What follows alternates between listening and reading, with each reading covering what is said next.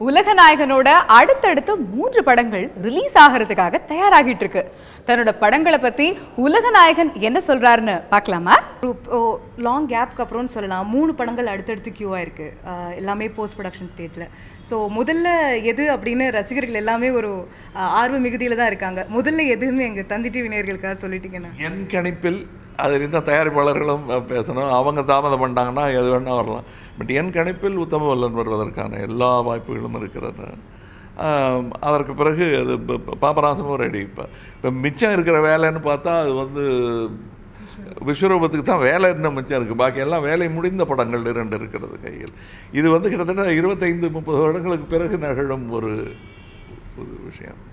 இல்லை, இதில் எந்த படத்தை முதல்ல பார்க்குறதுன்னு ரசிகர்கள் மத்தியில் ஒரு பெரும் ஆர்வம் இருக்குது. ஆனால் உங்களுக்கு பர்சனலாக which do you want to see first? எனக்கு ரசிகர்களை பார்க்கறதெல்லாம் ஆரம்பம்.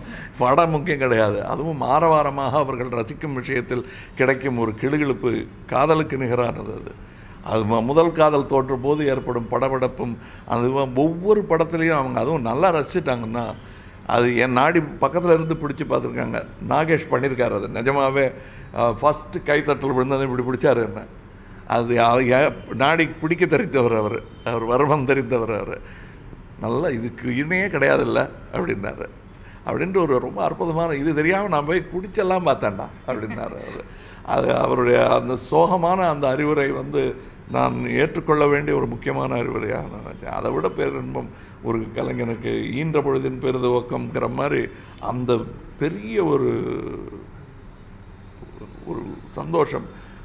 அந்த உச்சகட்டம் சினிமாவில் எடுத்த உச்சகட்டம் சம்பளம் கண்டிப்பாக கிடையாது.